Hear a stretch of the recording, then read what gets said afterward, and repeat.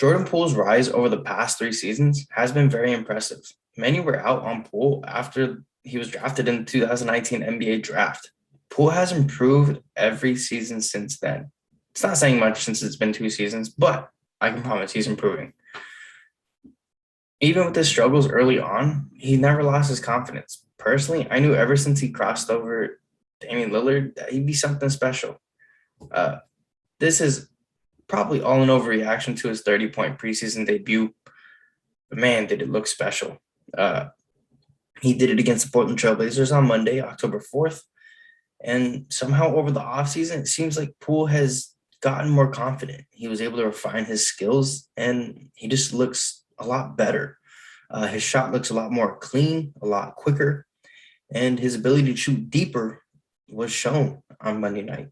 With 7 threes, many of those were past the regular 23-foot mark. It was something special, and it was a joy to watch. But could Jordan Poole set himself up for a breakout season? Stick around to find out. But before we go on, welcome to Full Court Talk. This is something special and something new that I've been wanting to do and that I am doing now. Basically, this is just a profile piece on Jordan Poole. And if you like this new type of content, please like, comment, and subscribe. Show me that you like it because I would love to keep doing stuff like this. I worked really hard on this, so please enjoy. But without further ado, let me explain how Jordan Poole is the third splash brother.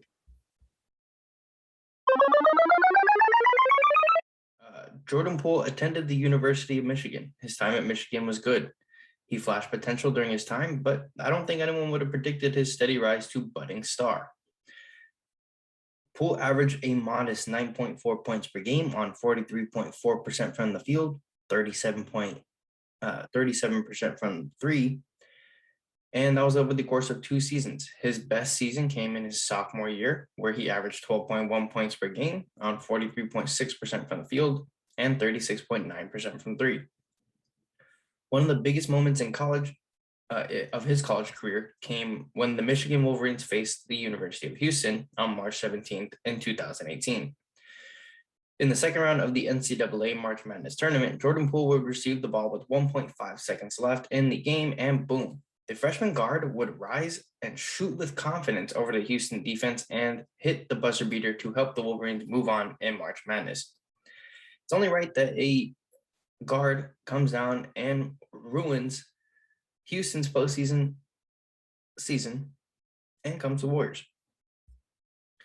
But Poole would declare for the 2019 NBA draft after this sophomore season, and he would enter as a second round 2 undrafted rookie. After the Warriors took Poole in the first round as the 28th overall pick, many fans and draft sites disagreed with this pick heavily. CBS Sports said, "This doesn't make any sense to me. With so many upside guys on the board, if you're Golden State, I'd want to get someone with greater upside or someone who can help me next season." Another news outlet, The Sporting News, said, "The Michigan sophomore is a prospect who bounced in and out of my top 60 throughout the season, and ultimately I left him off my final list." Both of these sites ultimately graded the Warriors a D on drafting Jordan Poole. Boy, were they wrong. Poole may have struggled early on, but there were flashes of potential. But Eric Pascal was actually seen as the steal of the 2019 draft, and he commanded that title with his play during his rookie season. Pascal put up impressive numbers during his rookie campaign, while Poole struggled. He scored 14 points per game on 49.7% from the field and grabbing 4.6 rebounds, dishing out 2.1 assists a game. He would also be named to the NBA All-Rookie First Team as well. Fans were calling Pascal the steal of the draft, while Poole was considered a bust, while Poole and Alan Smiley each. But there's no need to taint a great story with Smiley's name. Poole struggled through his first NBA season. He scored 8.8 points per game on 33.3% from the field, 27.9% from three, and 2.4 assists a game. One of the most notable qualities of Poole coming out of Michigan was his jumper. But in his first season, the jumper was gone. Without it, Poole struggled heavily. but he was going through a lot of growing pains and a large adjustment period throughout the season. He was essentially thrown to the Wolves early on as Steph Curry and Klay Thompson both suffered injuries that would keep them out a majority of the season or the entire season in Klay's case. Then as soon as he was starting to gain some confidence, the season was cut short due to COVID. Klay, of course, was coming off a torn ACL from the 2019 NBA Finals against the Toronto Raptors. And Steph Curry got his hand signed on by a 300-pound man by the name of Aaron Baines during a regular season matchup against the Phoenix Suns, which resulted in a broken hand. The season was washed without Steph, so the Warriors chose to develop players. During Eric Pascal's second NBA season, he would start to regress. With Steph Curry back in the mix, the expectations for the team to succeed were back. Pascal's leash was shorter, and he became inconsistent, at times looking like a dominant force in the paint that got to the rim at will, and other times looking timid and settling for jumpers. Pascal still averaged a respectable 9.5 points per game on 49.7% from the field and 33.3% from three. He grabbed 3.2 rebounds a game as well. But Pascal would lose time and his role completely later on during the season, where Poole would ultimately thrive. Poole struggled through the first 15 games of the NBA season before being sent down to the G League bubble. He would average 5.5 points per game on 42.6% from the field and 33.3% from three. His struggles were apparent, so he asked to be sent to the G League bubble. Poole would spend the next portion of the season down in the G League bubble with the Warriors affiliate, the Santa Cruz Warriors. In 11 games, Poole would average 22.4 points per game on 45.1% from the field and 32.5% from three, 92.9% from the free throw, 5.3 rebounds, and dishing out 3.5 assists a game. He would lead the Santa Cruz Warriors to a record of 11-4 and the second seed in the league. During his time in the G League, Poole would refine his craft. His confidence never waned, and he would be recalled after the G League season came to an end.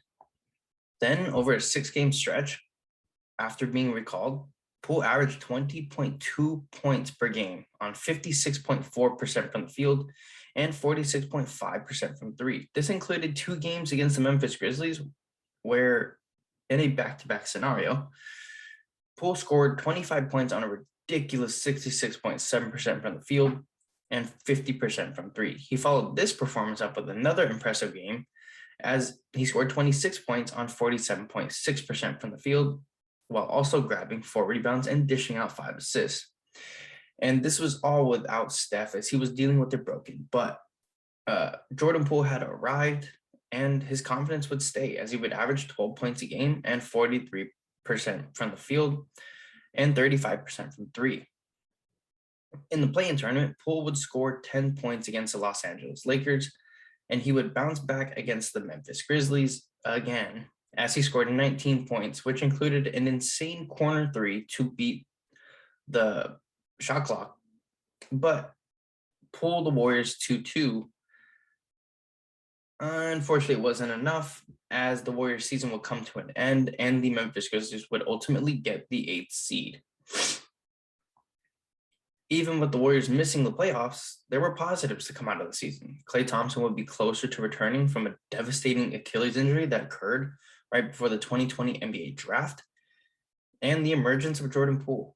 Even though his stats were marginally better, it was clear that Poole had a swagger that hadn't been there in his rookie season. Poole had become the steal of the draft for the Warriors. This was further proven in the 2021 offseason as Alen Smailagic was cut to open a roster spot, and Eric Pascal was traded to the Utah Jazz to be reunited with his childhood friend.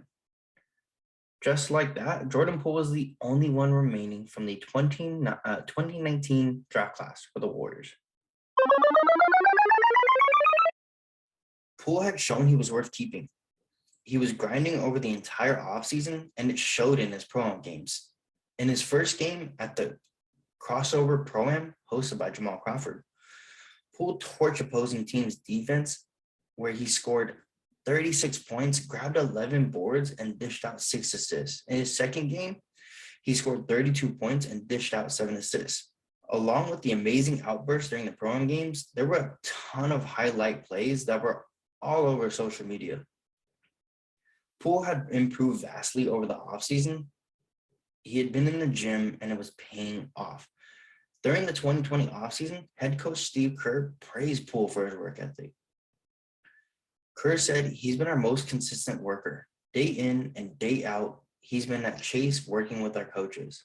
He's put the time and effort in. He's really earned the right to play and get his opportunity. This mentality has possessed Poole, and this mentality is carried over. Poole was constantly in the gym throughout the 2021 offseason. He was the first in the gym and he was the last to leave. He has worked on his craft and he's even more smooth than he was last season. His moves are fluid and just so shifty. He's been a flamethrower throughout the preseason, scorching opposing teams' defenses. No matter who they throw at Poole, he's been able to get by them with a series of moves. He's roasting them with moves that even fake the cameraman. With the bag getting bigger and bigger, Poole seems to be the key to the future for the Golden State Warriors. The front office is very high on young Poole, and it's clear to see why they are. With many assuming the Warriors were set to make a huge splash in the offseason, they stood pat, especially during the 2021 NBA draft, where many teams and fans were assuming the Warriors would trade their 2 lottery picks, but instead they utilized them to select the G League Ignite's Jonathan Kuminga and Arkansas's Moses Moody. Then also standing pat during free agency and signing depth pieces in Otto Porter Jr., who could be related to Wilt Chamberlain and maybe Lionel Richie. I'm not sure. But he was insanely good during the preseason. I think he scored 13 points per game on 64% from 3. Then Nemenhah Bjelica, who is a perfect fit for the Warriors as he can handle the ball, pass the ball, shoot the ball, score the ball off the bench. And then also re-signing Warriors legend Andre Iguodala, who is a perfect mentor for Moses Moody and Jonathan Kuminga. And then re-signing the chef himself, Warriors legend Steph Curry. Not much you can say other than I'm very glad that they were able to re-sign him. But it was a good, solid offseason. I don't think many teams were expecting the Warriors to stand pat, but they did. And, even I was on the boat saying that the Warriors should make a splash, or at least expecting them to make a splash, but they didn't. But so far, it actually seems to be a good move. It's early, very early. Preseason means nothing. Going undefeated in preseason means nothing. But man, it's hard not to get excited about this squad. They are very good, and they already have better chemistry and better ball movement than the Warriors did last season post All-Star break. But back to Jordan Poole. Seeing Jordan Poole's growth early may be a reason why they decided to stand pat. He's just oozing with star potential. And with high praise from Steph, you can see why the Warriors and the organization are so high on him. Steph said, Jordan Poole has just been a superstar in terms of taking advantage of his opportunity and continuing to get better. The work he puts in, and obviously he's shown that early. He has a prime opportunity to be a spark plug for us all year long. To go off his preseason stats, Jordan Poole was disgusting. He is one of the nastiest in and outs now. It seemed like that was his go-to move. As soon as he would turn the corner, he'd do a little in and out or a half spin with the nasty head fake. He's nasty now. And the offseason workouts have definitely helped. His handle is so much more shifty, so much more clean. He looks very good. But in the preseason, in 5 games, he averaged 21.8 points per game on 50.6% from the field, 40% from 3, grabbed 3.4 rebounds a game, and dished out 3 assists a game.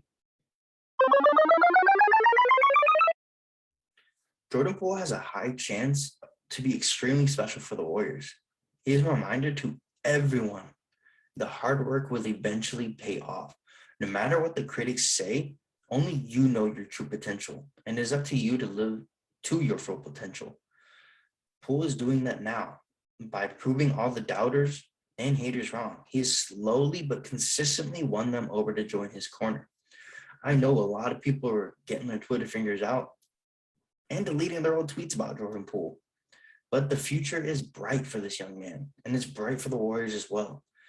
The NBA season is just around the corner, and the Warriors are looking to contend and make a splash in the playoffs after 2 down seasons.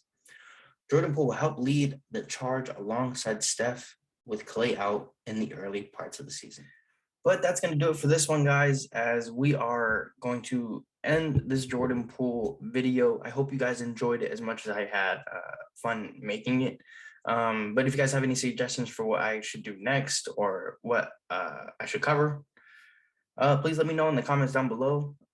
This is a lot of fun. Please like, comment, and subscribe. But that's going to do it for us. Catch you guys for the next one. Jordan Poole all the way to the iron to flip it in and draw the foul. He's getting by people so much easier. But again,